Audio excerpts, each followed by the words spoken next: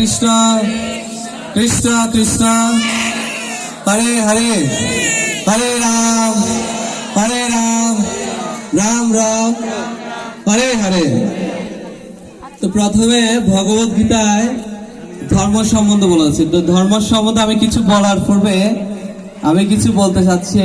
আজকাল আমরা অনেক শিক্ষিত হচ্ছি, শিক্ষিত হওয়ার পর আমরা এই ভগবত গীতার জ্ঞান এবং অন্যান্য যে শাস্ত্র আছে যেটাকে আমরা বলে থাকি কি যে মাইথোলজি অথবা ব্যাকডেটেড, যেটা আমরা আমাদের ভাষায় বলে থাকি। আমরা নিজেদেরকে বলি যে আমরা অনেক বড় শিক্ষিত, সুশিক্ষায় শিক্ষিত হচ্ছি, কিন্তু আদৌ কি আমরা শিক্ষিত হয়েছি বা শিক্ষিত হচ্ছি কি? যদি আমরা গীতার জ্ঞান যদি আমাদের ভিতরে থাকে তাহলে আমরা বুঝতে পারবো যে আমরা শিক্ষিত হচ্ছি কিনা। তা আমি সবাইকে অনুরোধ করব যে আপনারা একটু পূর্ণ মনোযোগ সহকারে শ্রবণ করবেন, দয়া করে কথা বলবেন না। হরে কৃষ্ণ। আমি আবার অনুরোধ করছি, দয়া করে কে কথা বলবেন না, একটু শ্রবণ করুন। ভগবত গীতা কখনো ব্যাকডেটেড হতে পারে না। আজকে আমি আপনাদেরকে বলবো ভগবত গীতা ব্যাকডেটেড নয়, ভগবত গীতা মাইথোলজি নয়, যেটা বলা হচ্ছে যে পুরাণের কিছু, এই ধরনের কিছু নয়। এটা বাস্তবতার সাথে একদম মিল আছে। দেখুন, প্রথমে ধর্ম সম্বন্ধে বলেছে যে ধর্ম মানে কি, ধর্ম কি রেফার করছে আমাদেরকে। এই ধর্ম জিনিসটাকে আগে আমাকে বুঝতে হবে। যদি আমি ধর্ম সম্বন্ধে যদি না জানি, আমি ধর্ম করবোটা কি? তাই নয় কি? আমরা তো সবাই ধর্ম করছি, ধর্ম করছি। তো ধর্ম জিনিসটা আসলে কি সেটা আগে আমাদেরকে বুঝতে হবে। সেটাই ভগবত গীতায় প্রথমে কৃষ্ণ আগে শিক্ষা দিচ্ছে যে ধর্ম। প্রথম নম্বর শ্লোকের শব্দ ধ দিয়ে, আর শেষ অধ্যায়ের অষ্টাদশ অধ্যায়ের শেষ নম্বর শ্লোকের শেষ শব্দের শেষ অক্ষরটা ম দিয়ে শেষ। অর্থাৎ পুরো ভগবত গীতা ধর্মের উপর নির্ভর। What is meaning this word ধর্ম? এই ধর্ম মানে কি বোঝাচ্ছে? বাসকে প্রথমে এবার দেখুন নবম অধ্যায়ে গিয়ে ভগবান আবার বলেছে রাজু বিদ্যা রাজু ভূয়ম পবিত্রম ইদম উত্তমম প্রত্যক্ষ ভগবান ধর্মম। আবার মাঝখানে গিয়ে ভগবান কৃষ্ণ ধর্মের কথা বলেছে সুসুখাম কর্তম অব্যয়ম। ভগবান কৃষ্ণ আবার শেষে বলেছেন সর্বধর্মান পরিত্যাজ্য মাম একং শরণং ব্রজ। অর্থাৎ ধর্ম, তাহলে ভগবান কৃষ্ণ ধর্মের কথা বারবার বলছে। তো সেই ধর্ম জিনিসটা কি? এই ধর্ম জিনিসটা বোঝানোর জন্য ছিল প্রভুপাদ 70 বছরে একজন বৃদ্ধ লোক, যিনি ঘরে থাকার কথা, আরামায় এসে থাকার কথা, তিনি 7 সমুদ্র পাড়ি দিয়ে একেবারে কপোদ্ভোগ শূন্য হয়ে তিনি এই ইন্ডিয়ান ওশন পাড়ি দিয়ে তিনি আমেরিকা পদার্পণ করেছেন এই ভগবত গীতা বাণী প্রচার করার জন্য। আজকে আমরা মাথা তুলে দাঁড়াতে পারছি একমাত্র এই প্রভুপাদের কারণে। না হলে আজকে আমাদের সনাতন ধর্ম, এই যে ধর্ম কথাটা বলি সেটা কোথায় থাকতো? পকেটে থাকতো। আমরা সে ধর্ম নিয়ে ব্যবসা করতাম, ব্যবসা। অর্থাৎ যে নিজের মতো করে ধর্মটা চালিয়ে দিতাম, আর আমরা সেটা বিশ্বাস করতাম।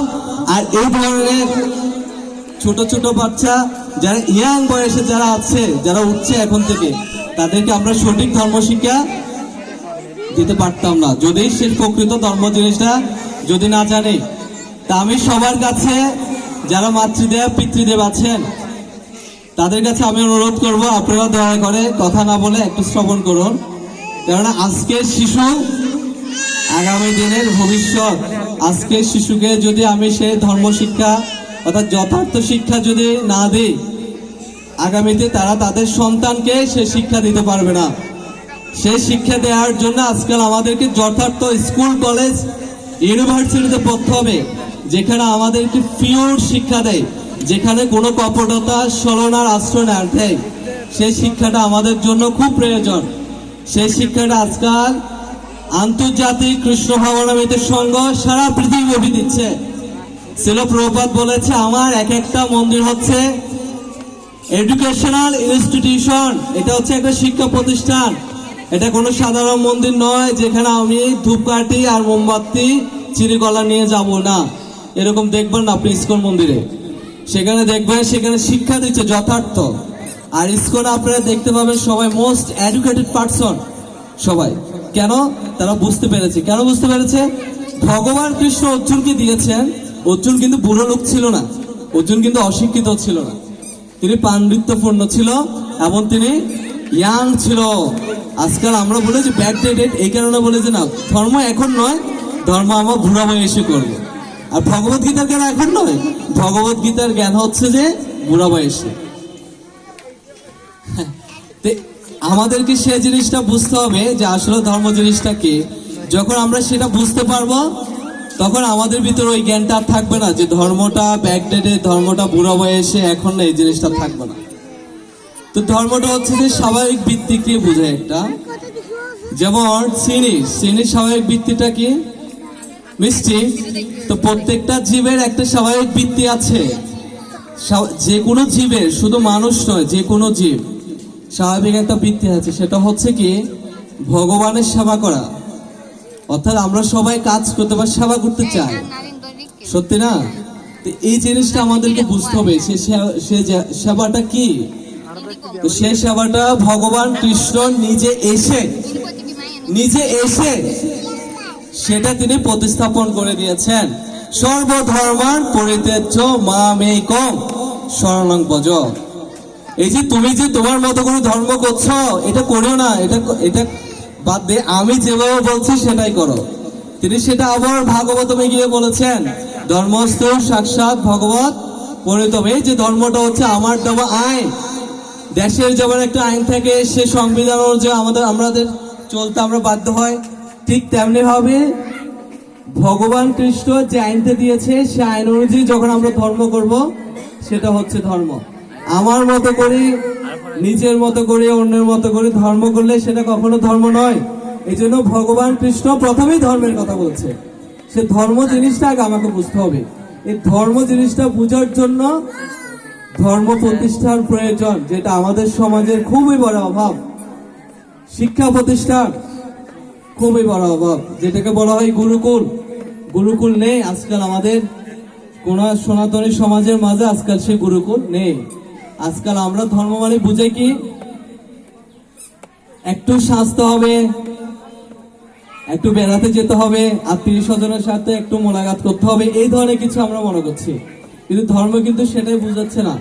ধর্মের মানে হচ্ছে যে কিছু ধারণ করতে হবে। অর্থাৎ কৃষ্ণ কি বলতে চাচ্ছে ভগবত গীতার মাধ্যমে, ইভেন অন্যান্য শাস্ত্রের মাধ্যমে কি বোঝাতে চাচ্ছে, সেই জিনিসটা যখন আমি বুঝতে পারবো, সে অনুযায়ী যখন আমি চলবো, সেটা হচ্ছে ধর্ম। এই জন্য তিনি মাঝখানে জিনিসটা রেখেছেন কি, প্রত্যক্ষ অবগম ধর্ম। এই ধর্মটা সরাসরি আপনি অনুভব করতে পারবেন যখন কোনো মানুষের রোগগ্রস্ত হয়। সে যখন ওষুধ সেবন করে, সে সেবনের মাধ্যমে সে বুঝতে পারে তার রোগটা কতটুকু নিরাময় হচ্ছে কিনা। তো ধর্মটা হচ্ছে ঠিক এই ধরনের বোঝাবে যে আমি ধর্ম করছি, এখন আমার থেকে যে রোগ, আমার ভিতরে রোগটা কি, 6টা রিপু। যে 6টা রিপু কি, কাম, ক্রোধ, লোভ, মোহ, মদ, মাৎসর্য।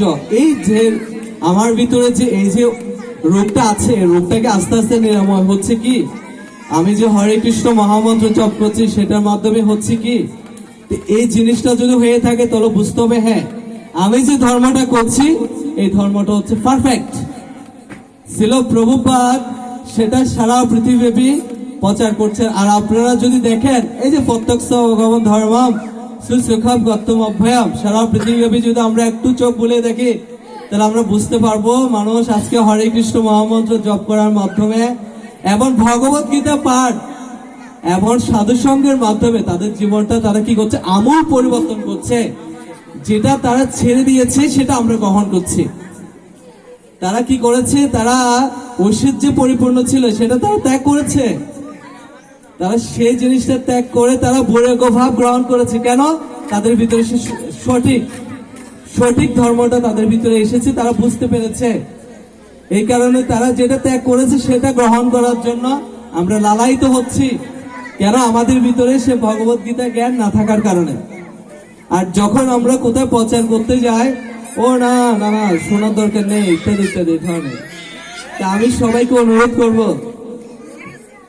আপনারা যারা মা আছেন আর যারা পিতৃদেব আছেন, আপনারা আপনাদের মায়ের ভূমিকাটা যথার্থভাবে পালন করুন। আর যারা পিতারা আছেন, পিতার মতো পালন করতে হবে। পিতা হতে হবে পিতার মতো, আর মা হতে হবে মায়ের মতো। একটা মা 1000টা স্কুলের সমান একটা মা।